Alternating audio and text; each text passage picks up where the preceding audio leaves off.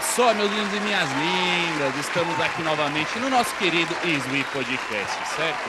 Estamos aqui ao meu lado com Rapha Lima, certo? Fala pouco mais querido desse Brasil. E hoje temos um convidado mais que especial.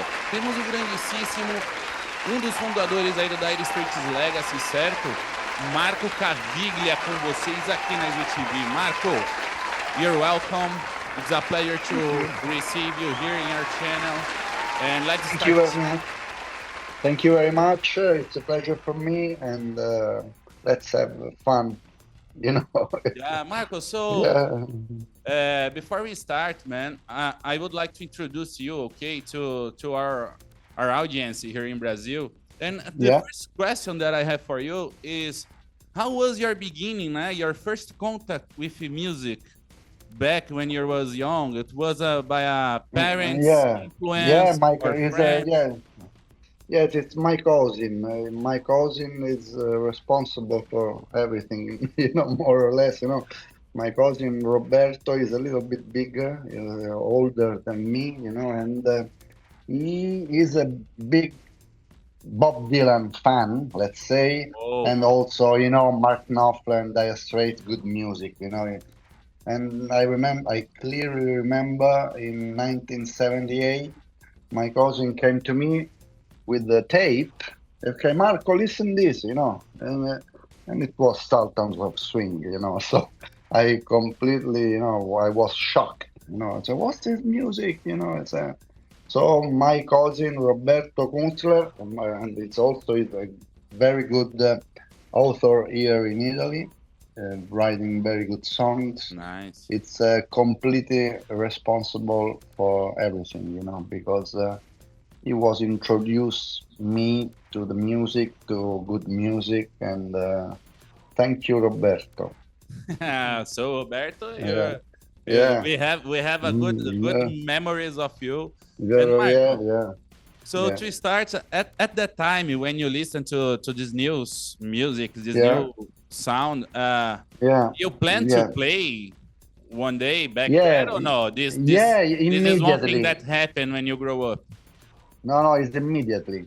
When I was listening this song, the clean sound of the Mark Stratocaster, you know, I was thinking to myself, you know, okay, I want to play guitar, you know. I want to play guitar. I want to play guitar. So I asked to Roberto, my cousin, to lend me one guitar, you know, because I remember he was having a couple of acoustic guitars, you know, and so Roberto lent me an acoustic guitar, and I was starting to have some chords. And he also teaches how to play, or you go to a school? Yeah, I remember Roberto.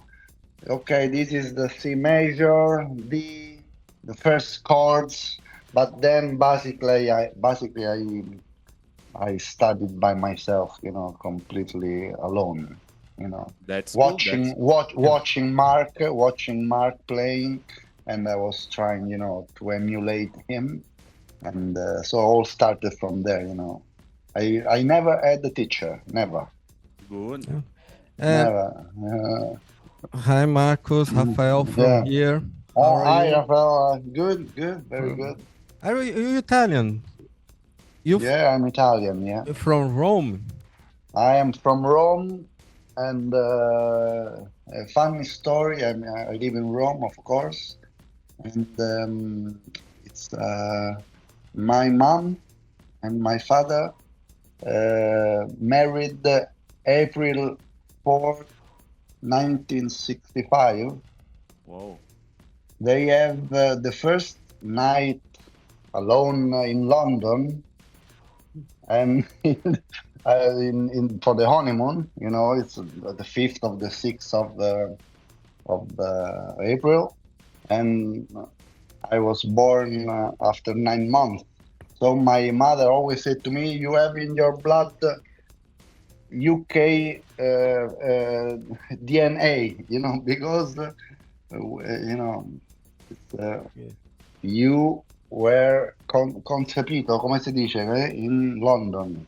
Yes. You know? So I this don't know is in this is English. why you have this London spirit on DNA, right?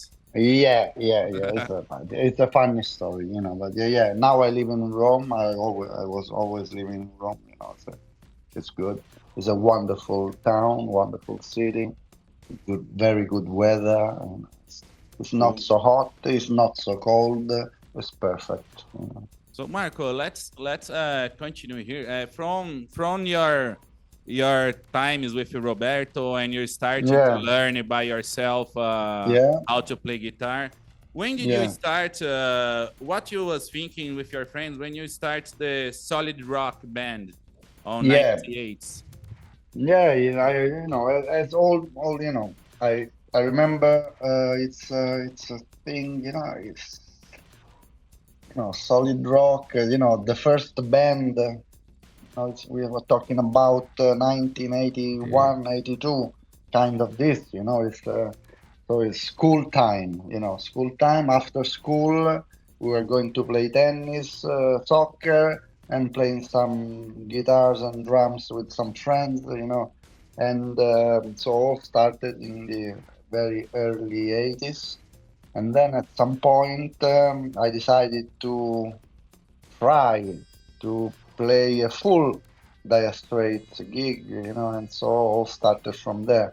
And I tell you, in Solid Rock was one of the first tribute band ever in Italy, because I clearly remember we are talking about 81, 82, and it's maybe a little bit more, 84, something like this. And we were starting to play this kind of tribute shows in the club here in Rome. I remember Palladium Club was very big, and we started there. And I remember with us a band for Beatles, Pepperland, his name, a band, a tribute band for Pink Floyd called Fluido Rosa. What is the Italian translation of It's Pink one of Floyd? our question Yeah. about the Italian rock. Yeah, it's So all started from there, and I remember at the time, we were 6, 7, 8 bands. Dire Straits, Bee Gees, I remember, Beatles, Pink Floyd, Police, all good friends, and we started from there, So it's. This is a nice question that we have for you. In the back 80s, how was the rock scene in Italy, right? Because in the rest of the world, we have England with the rock, we have the America, and in Italy, how was the rock movement around there? Movement, well, it was not bad. It was not bad in Italy mainly. It's we had a lot of good, really rocky band in the 80s, and following the wave, of course, from UK. The world trade. We were, yeah, of course. But it's we had a lot of clubs, so live music was very nice. A lot of very good clubs in Rome, and in Italy in general, let's say. And now it's sad because most of the clubs now are closed, and the music scene is completely different from the 80s here now. It's I don't play anymore in the clubs, but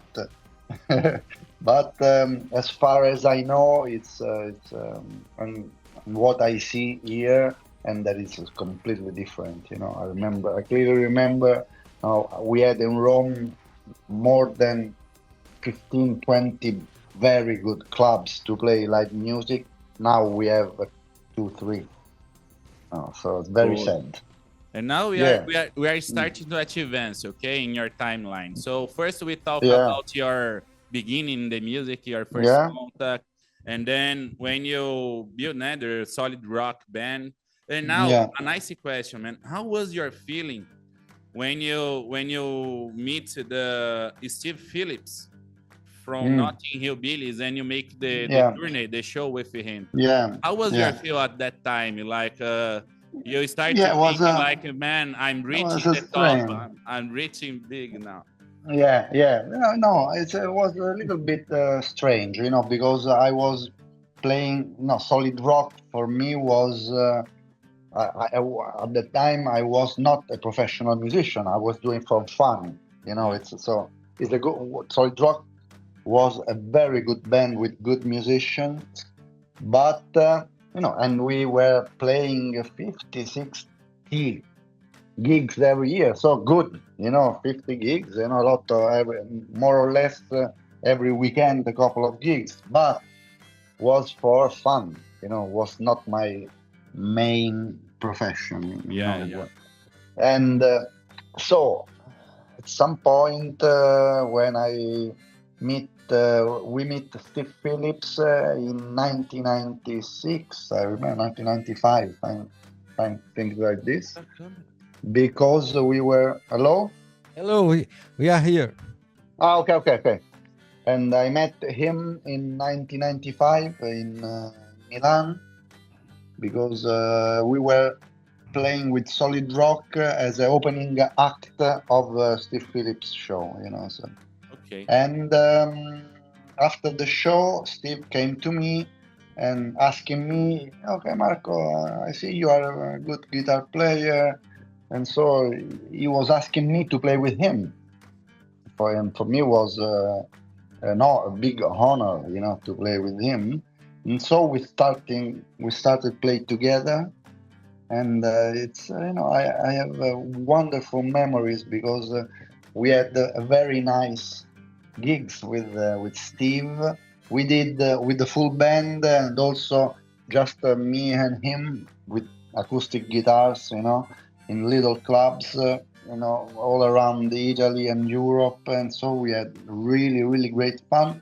And the most funny thing Steve said to me is at some point we were drinking a good wine, and he said to me, "It's very nice to play with you. It's better to play, it's very strange, because to play with Mark is more tricky, of course, because he's a huge rock star. To play with you is more easy, but he watching me said to me, you and Mark did the same mistakes." Cool. This is a nice So sketch. it's same mistakes. And Marcos, how did the transition happen to a tribute band to became different. Dire Straits? Legacy, Yeah. first contact, right? Yes, You received the first, news. yes. Hey, the Marco, first contact. we want you to play with us. How was Yeah, that? yes. The first contact was via Steve Phillips, to be honest. There are two guys responsible for the connection with the real Dire Straits, and these two persons are Steve Phillips and Rudy Pensa.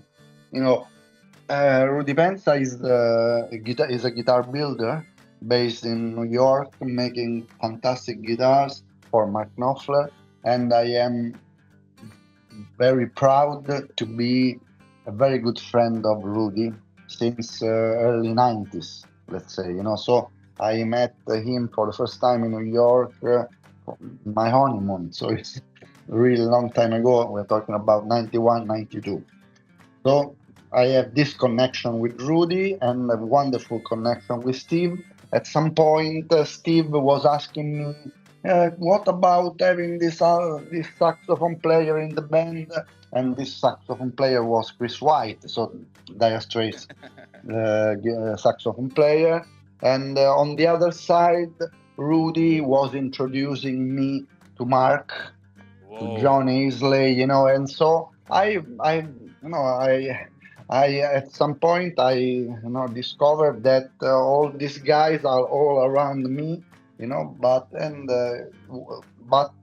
we were only playing at the time for fun, And on that back time, this was a physical, a presential meeting, right?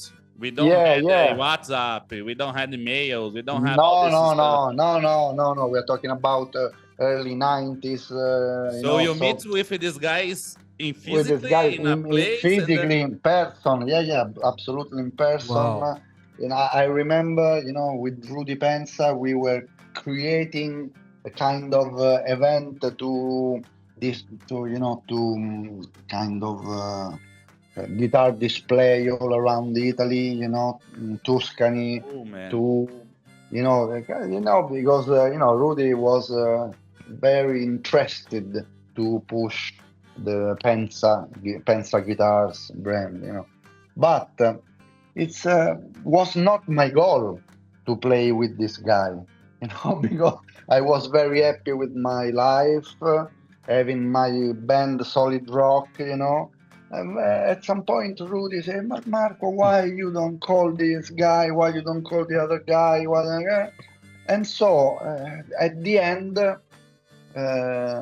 the first gig I played with, with John Isley, with Alan Clark, was in 2009. So we had a lot of time, we had nearly 10, 15 years before Dire Straits Legacy, and in this year we had very good dinner all together, great fun all together in New York, in Rome, everywhere in the world, enjoying, our friendship, And most of the time I was with Rudy, attending Mark Knopfler concerts all around the world, having fun together, having great dinners all together, And at some point, something special happened, because I was invited to play a gig in the Dolomites. It's I have a little house in the Dolomites, in a little village called San Vigilio, and the mayor of this little village was asking me, "Marco, why you don't call your friend from Dire Straits to play a show in the top of the mountains?" I say, "Okay, I can try."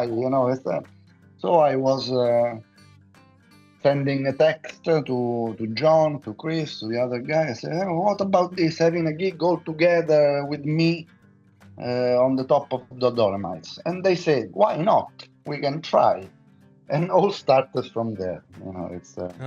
Marcos, yeah. I must say, I saw you 3 times in Brazil, and you are perfect. You are the best, man. Thank you. You are the best. Thank you. I almost lost my ex-girlfriend to him. No. She said the most beautiful man in the world. Don't put him in danger, my friend. No. Marcos. Hi, Marcos. In Porto Alegre. No, very good. It in the beginning was tough for me, because I was not, I was usually playing clubs, and so it's a completely different, job. At some point, I found myself with all the other guys of the band, with Phil, with Alan Clark, with Mel Collins, with Jack Sonny, with Danny Cummings, with Pete Withers on drums. So all happens very fast, and it's and this was the end of Solid Rock, of course, because Alan said to me, "Marco, you have to take a decision between Solid Rock and Dire Straits Legacy, of course, because you cannot stay in a tribute band and then also play with the real ones." So I made the last gig with Solid Rock in Genoa in 2009. In January, I remember, it was very emotional for me, to play this last gig with my friends. And then we started with the Dire Straits Legacy era, we can say. But it's very good. I don't think I'm so good, talking about Raphael, but I play with my heart. You should see the girls. Yeah, no. You should see the girls to Marco in Porto Alegre. Yeah, okay. Rafi saying that the girls back in Porto Alegre in the show that you make here was crazy about you. Yes, I saw. Yeah, but all the groupies. Ooh, Marco! I was with. Yeah, but it's a part of a business, to have nice girls shouting, everywhere in the world, But I don't think, I am a nice guy, It's we can say nice looking man, old man, But the most important thing for me when I play a show is to play with my heart. That is the only thing I always try to achieve. Oh, and this is a point that I have. I'm a new guy, right? I'm 32 years old now. I was born in '92, in the beginning of the '90s. So I was raised hearing Dire Straits, hear all the UK sounds and the Clash, all this stuff. But Dire Straits, they always had something when I hear it, and until now I feel the same thing.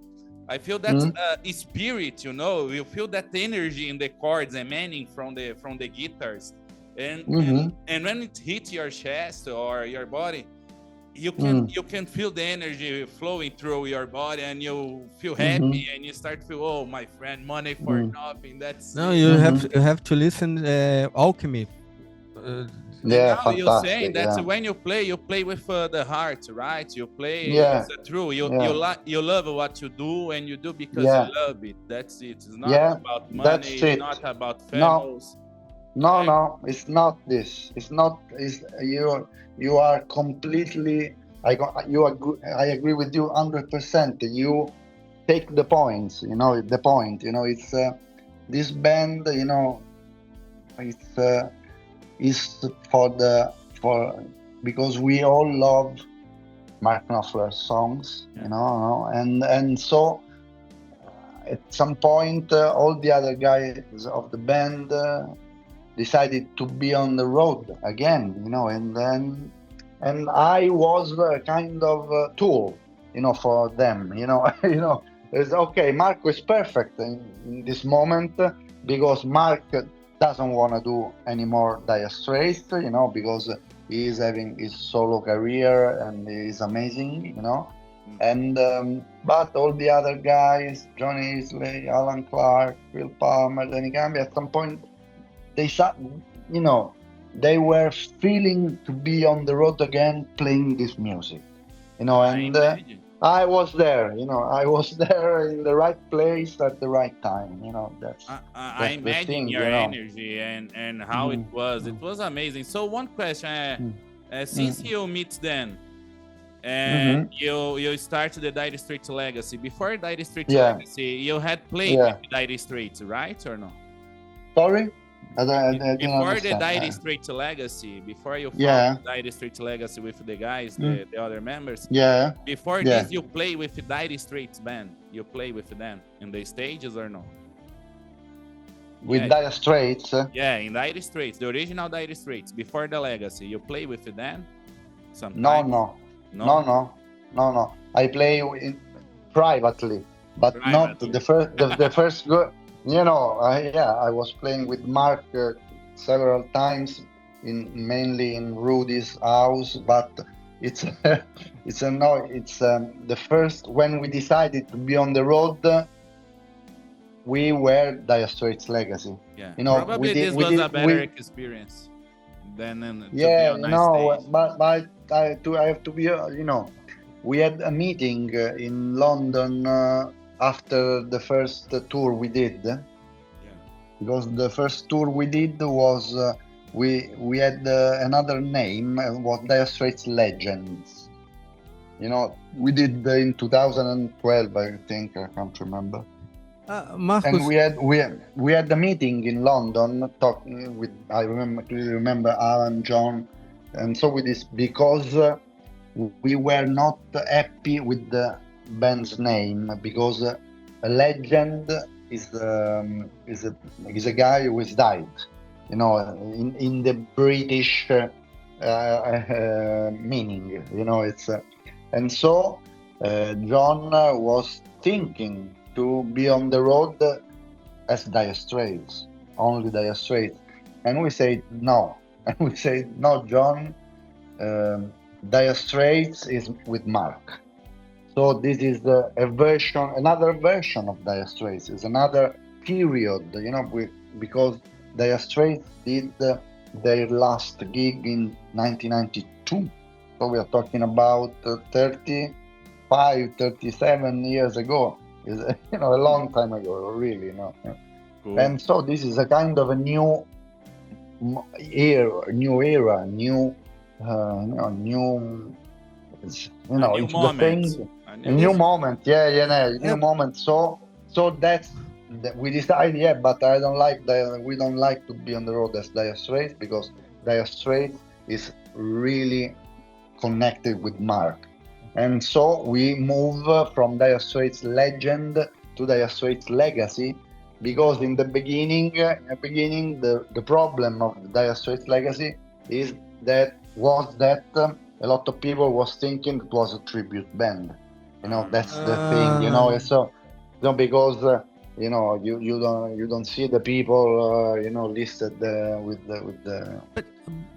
the name of the guys. You know, so in the first couple of years were a little bit tricky talking about communication, because it was not so easy to explain to the people what is Dire Straits Legacy. Yeah. And it's very easy, because it is Dire Straits without Mark Knopfler. Yes. No, it's very easy. No, this is the thing, you know, because it's Dire Straits without Mark Knopfler, and it's a really thing. You know, it's a wonderful thing happening, and we are always having a lot of shows all around the world, and we will go back. This is a big news for you, because we will go back in South America in November this year. Oh, cool. I hope we will be there. Yeah? We will be there, and we can talk with you alive. We don't have the schedule yet, but as I can tell you, it's from November the 4th till 25. And about new songs, I saw in Porto Alegre, a new song. What about you? Have Dire Straits Legacy we did. Yeah, we in 2017. Yes, I was there. A record. We made a new record, but we did just for fun, and we did as Legacy, you know, without Dire Straits. So it was a little bit unusual, you know. We decided to remove the name Dire Straits from the name of the band only in the record. So don't ask me why, but our management decided like this. But yeah, we had good fun. We had the album is called 3 Chord Tricks, and we were playing some songs. You know, I remember in Porto Alegre maybe we played Jesus Street or 3 Chord Trick. I don't remember. I do remember the people. The people got crazy about was new song. It was a great experience for me, because I spent 4 months in the studio, because we were recording all live, you know, without tools, we were all in the studio, and very old-fashioned mood, you know. So we stay in a wonderful studio in LA and in Rome to record everything. You know, we spent 4 fantastic months, and it was for me a great experience. And also a new album is coming out, but it will be not as Dire Straits Legacy, will be as with my name, because I wrote all the songs. So also this new album is going to be will be out in a couple of months. This Also, was another question that I had to yeah, ask. it was also is a good news, because I was giving you two wonderful news, The first one has gone, we will go back in Brazil with Dire Straits Legacy, and the other one it was that a new album is gonna be out very soon. Cool, nice. Cool. And this is a Yeah. question: how did the? Oh, sorry, Aki, I found. How do you see the audience's reaction to Dire Straits songs during Dire Straits Legacy performance? You can feel the energy of the public. Yeah. The public, great energy, and I have to tell you that Brazilian fans are number one in the world. It's completely. Yeah, Brazil is. That's why we play a lot of gigs every year. We last in 2024 we played 20 gigs in Brazil. 20. We had the major. We had a lot. 15 in April, May, and we had also 5-6 gigs in December. So you can speak Portuguese now? No, I can speak Italian, but Portuguese no. It's no fala português. So now I have a personal question for you, Mark. Perfeito. Okay. Why do you think it's important to keep the Dire Straits music alive now for the new generations, man? Yeah, it's important because the Mark is easy, the reply because Mark wrote great songs. Yes. And that's why the legacy, of Dire Straits, because it was a shame not to have this song played again live.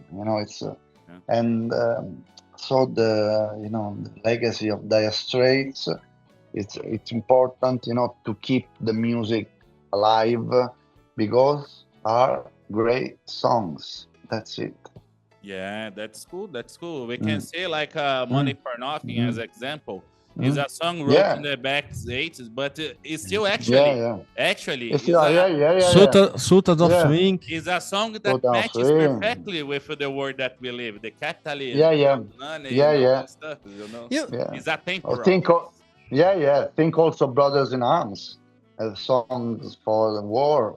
We are having very, very bad time in this moment with the very bad war in the Middle East, a very bad war in Ukraine. So it's and Brothers in Arms was written for the war of the Falklands, back in the 80s. So it's all great songs. All great songs, but also, one of my favorite songs is always Telegraph Road. Telegraph Road is not a song; it's a movie.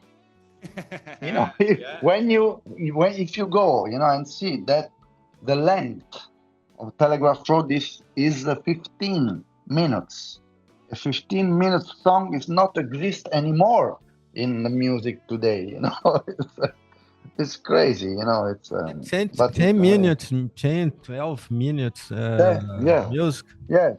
Telegraph Road Sultans of Swing, I believe it's 11, 15 minutes. Yeah, 11, 15 minutes, it's Alchemy, they are great songs.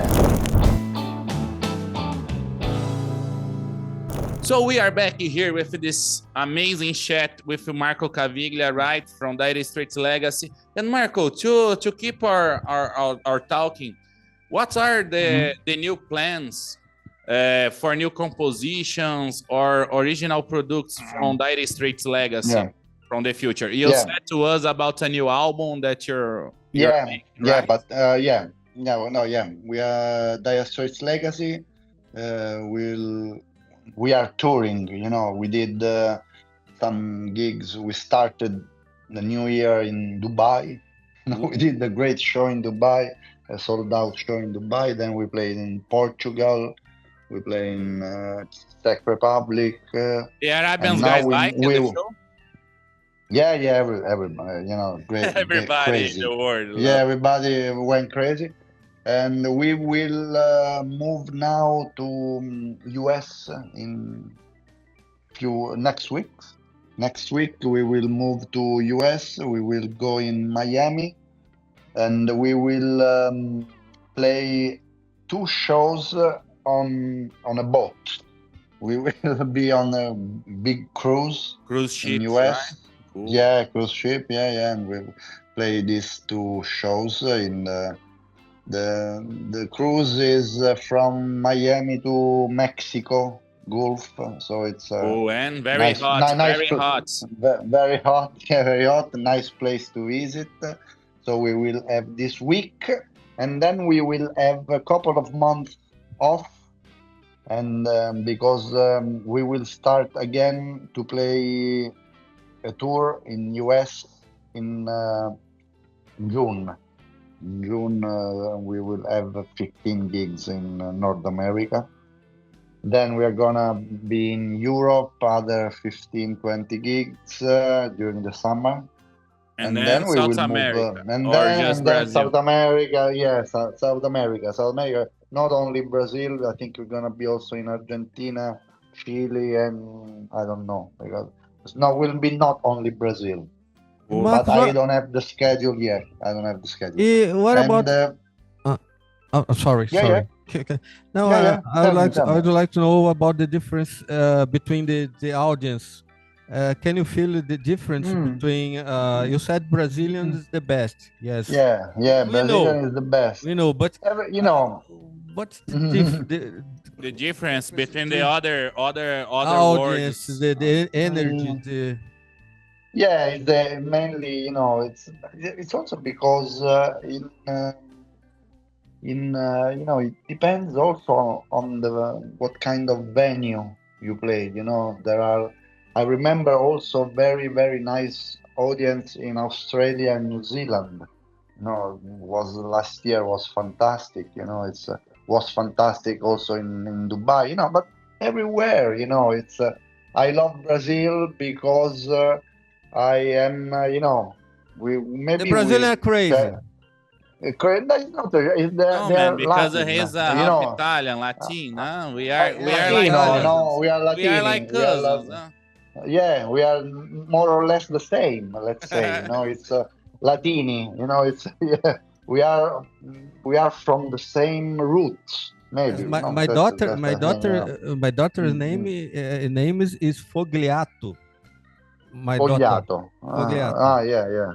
Fogliato. So it's an Italian, maybe. Yeah, he's Spazio. Rafael Spazio. Spazio. Okay. And so it's South America, Brazil.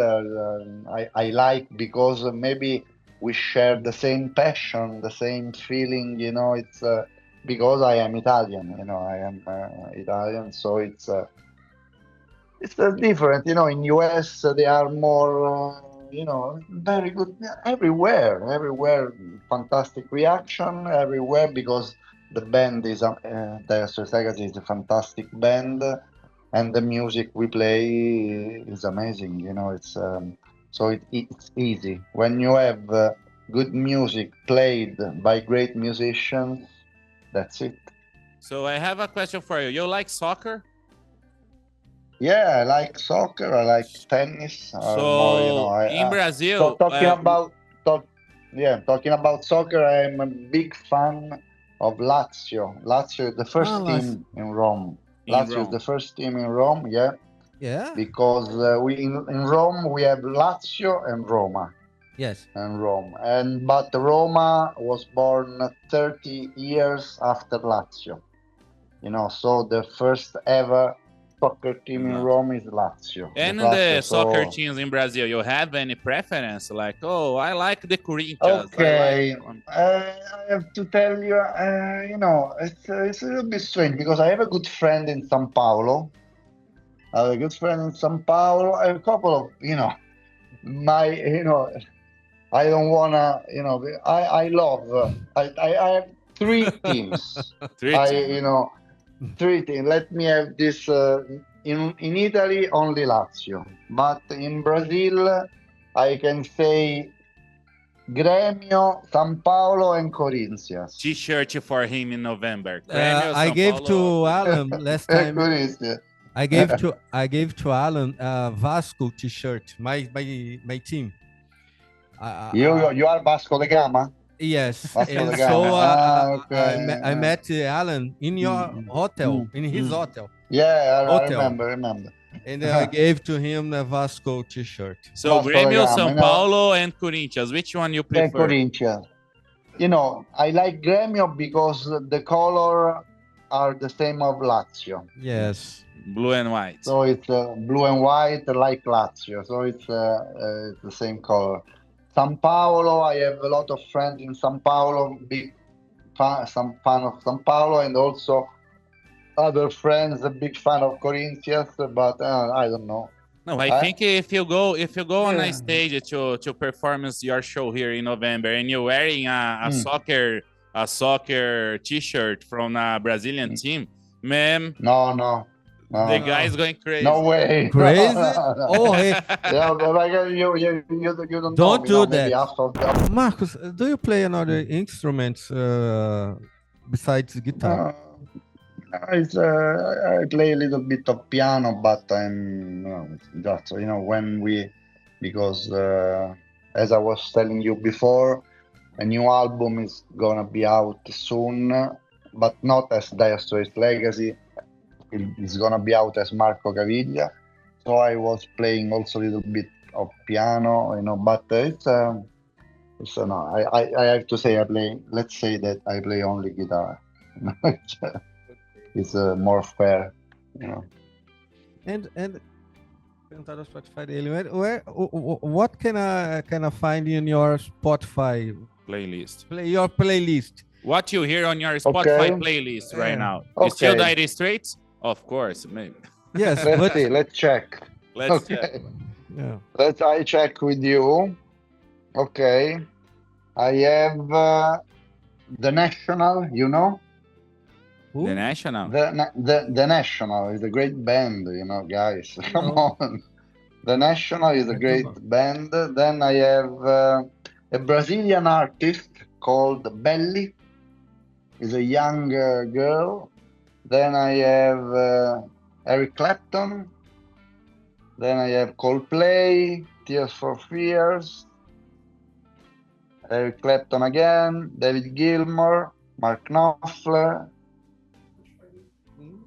Then Fleetwood Mac, Rumors.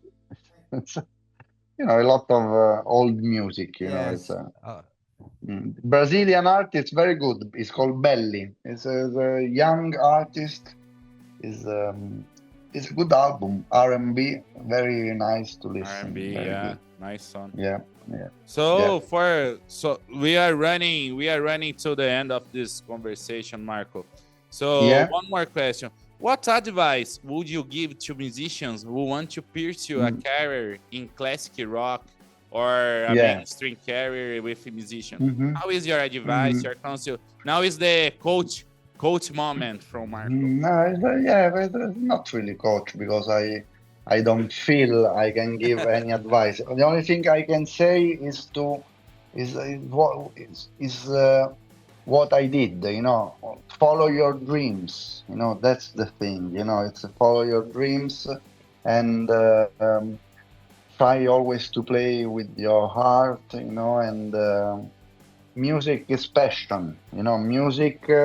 Is you cannot play music only with the technique and with the brain. You need to put your heart in what you do. So do it with your heart and follow your dreams. This is my advice.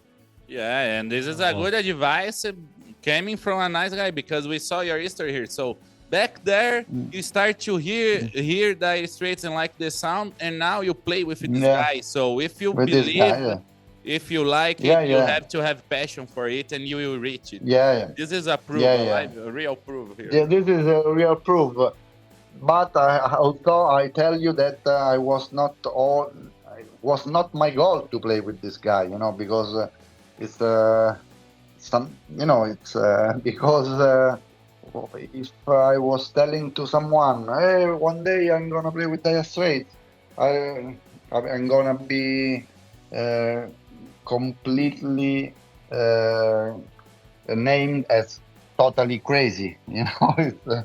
But it's good, you know. It's good. Follow your dreams and your passion, and that's the only thing important, you know.